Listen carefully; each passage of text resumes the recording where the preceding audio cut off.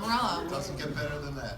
What is it like for you guys to listen to that back? Because I remember watching the ceremony when he was even just going on, feeling like very pumped up.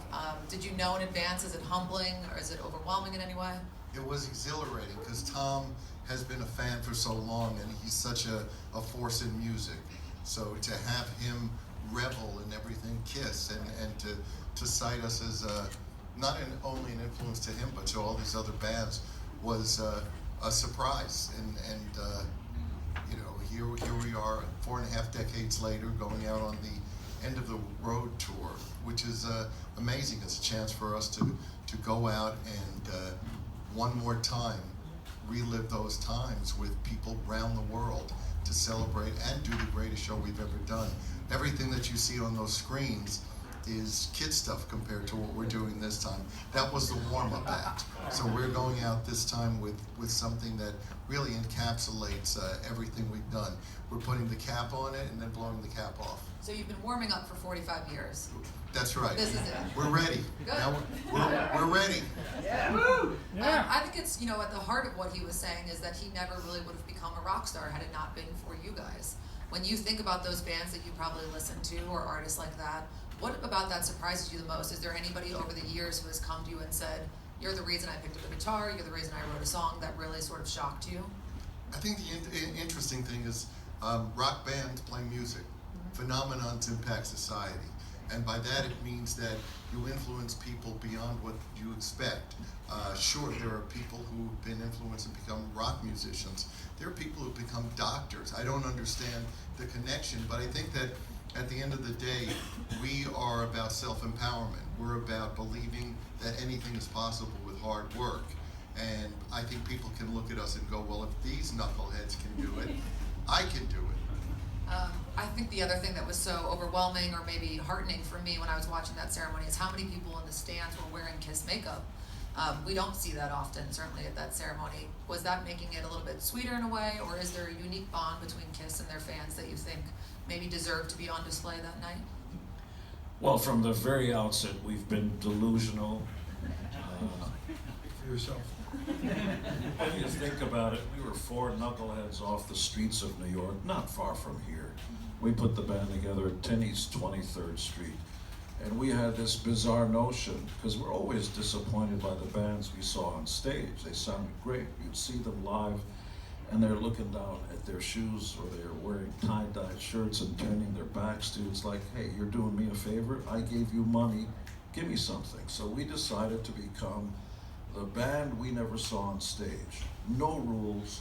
Don't look over your shoulder to see who else is running the race. Put your nose to the wind, and to thine own self be true. Be bombast, spectacle, no rules. And at the end of the day, if you go down gloriously. If you're gonna go to Mount Olympus, be a god. You're looking at 4 gods. Humbleness be damned. Either you deliver the goods and you got something to say, or get off the stage. So for 45 years, boy do I look good, for 45 years, we have a self-mandated idea and ideal to put together the best show for the most important people in our lives, the fans, which is why to this day, and on the very last show, we hope we will live up to, you wanted the best, you got the best. The hottest band on planet Earth, Kiss.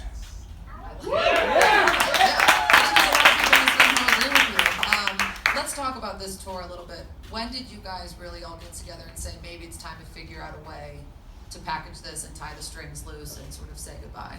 I think we reached a point where it seemed the ideal time, not because it's a bad time.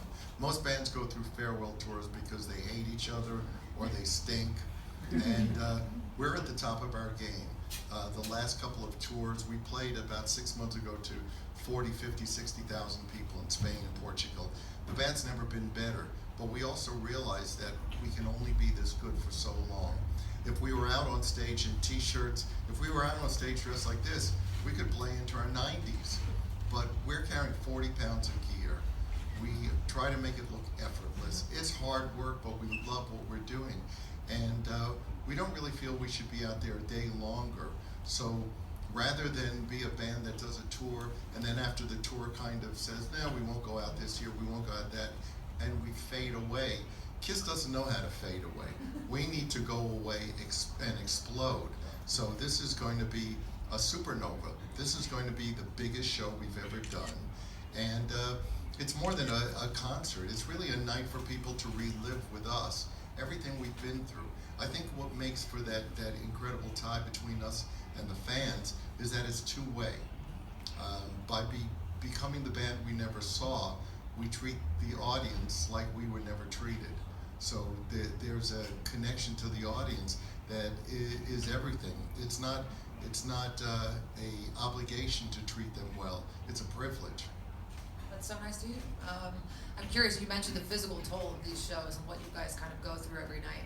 Is the prep work different at this point? Well, you gotta stop for a second because Paul and I will suck up the oxygen, but think about this. So that's why I'll say something. Yeah. Good idea.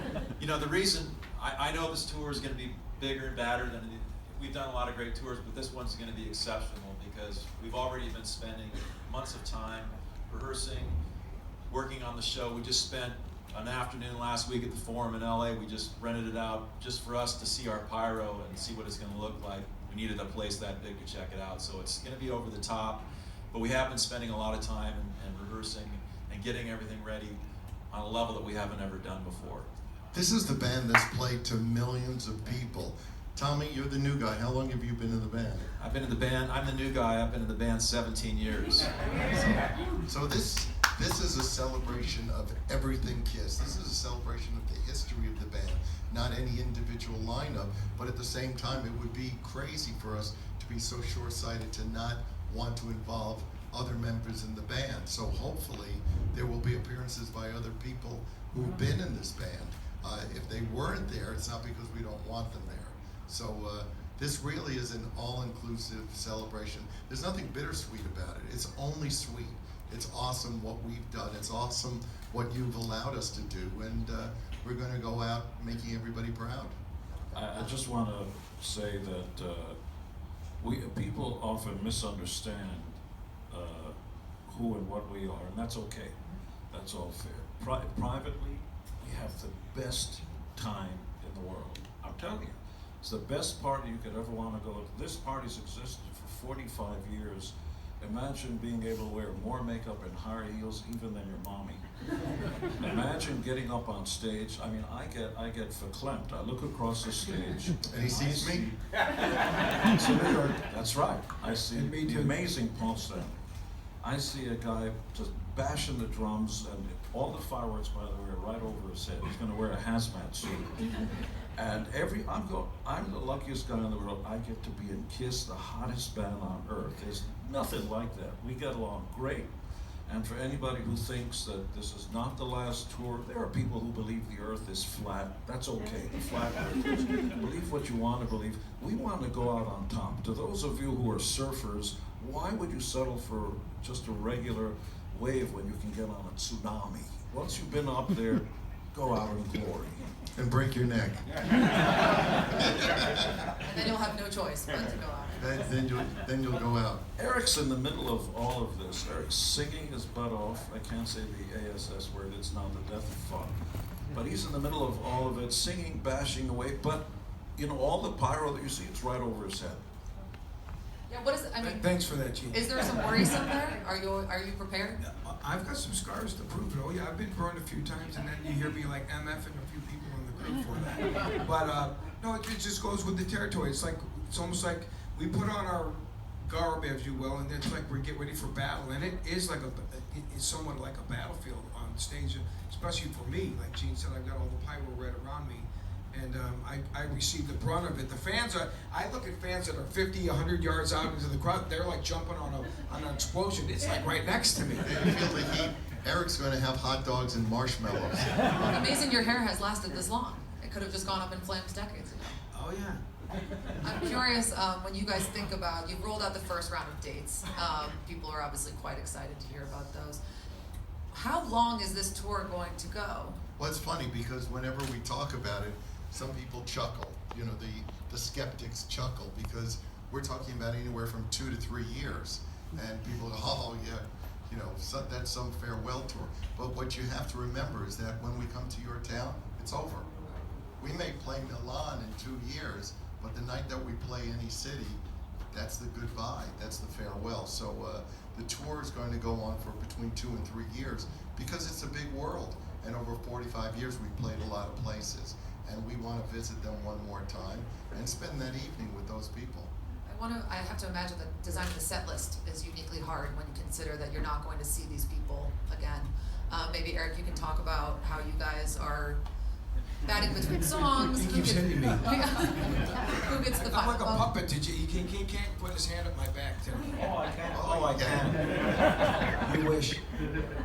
Well, actually, you know, Kiss has a long storied career, so we're going to try to do our best to represent all the generations and all the eras of Kiss, because we realize that one person's time they discovered Kiss might have been in the 90s or the 80s, 70s, whatever. For me, it was obviously from the inception of the band.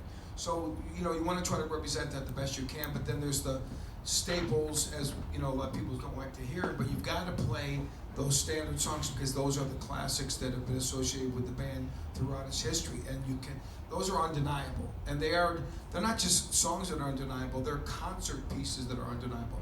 There's snapshots of people's lives. That's what, exactly, you know. It's funny because when we talk about the set list, the thing that this show gives us the opportunity to do is more. And it doesn't mean throwing in some song that nobody knows. The fact of the matter is when somebody says, why don't you play a song that's obscure? Obscure songs are obscure because they're not as good. So what do we drop? Black Diamond, Rock and Roll All Night, Shout It Out Loud, Love Gun, Detroit Rock City, Firehouse, God of Thunder, the list goes on. So it's exciting for us because this just means we can play more.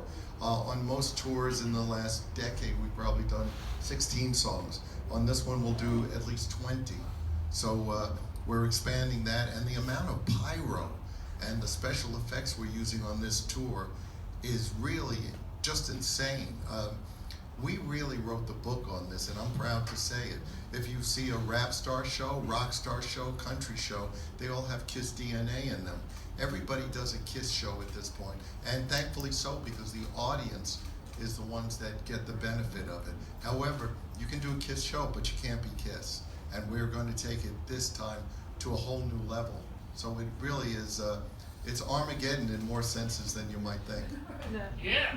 I wanted to bring that up actually, that you guys did sort of develop this entirely new paradigm for how people tour and present music live. It's like what you said, if you go to a country show at this point, there's fireworks. If you go to an indie rock show, you hear all these things. Or if you go to a wrestling show. Or if you go to wrestling shows, of course. I'm curious, do you want that to be like the impact that people say, like Kiss taught people how to do a live tour and how to present stuff? I think our legacy goes so far beyond that because, as I was saying earlier, it's really about a lifestyle and an attitude towards winning, towards victory. This is our victory lap, but for a lot of people, it's the idea that you can do, and that instead of living by why, you live by why not. So it's important. What we've done is we became the band we never saw. And I think that we upped the ante in terms of what people in an audience should expect. It was a wake-up call because we had been disappointed so often. When I would go to see bands around the time of Hendrix or Led Zeppelin, there were a lot of bands at that time who either sounded great and looked horrible or looked great and sounded horrible. We wanted to be the band we never saw. In essence, we came out of the audience and claimed the stage. And that's our connection to our audience, is that sense of responsibility that we have to live up to what we didn't see and what they deserve. So I think that's the legacy. There is another part of your legacy that I deeply enjoy, and it's your work with veterans, and it's something that obviously your touring supports. What does it mean to you guys that so many service members have had amazing experiences with Kiss? Well, for me, it's a personal thing. Right. My father was a retired brigadier general in the Army. He was a World War II era, really a war hero. His platoon that he led as a lieutenant, second lieutenant, they discovered and liberated a Nazi death camp in Austria. So it's something I've lived with and been a part of my life for my entire life. And so veteran support and these types of things that we do is really important to me, and that comes from the heart, certainly. The military is what makes this country great. Politicians come and go. Over centuries, the people who have protected us and given us freedom are the people who've been willing to sacrifice their freedom. We sometimes confuse political views with our military, and we never should. It's the military that gives us the opportunity to have political views. Unfortunately, these people, when they return, whether they are physically or psychologically damaged, they don't get what they deserve. These people come back and should be welcomed as heroes and be given everything that they need, not just them, their wives, husbands, and family, and we sell them short. So for us, whether it's giving $1 from every ticket to Wounded Warriors or other organizations, or bringing a color guard out on stage, or oh my God, God forbid, we actually sometimes do the Pledge of Allegiance because it's cool. Patriotism is cool. Loving your country is cool. Regardless of whether you agree with everything that goes on, you have the opportunity to disagree with what's going on.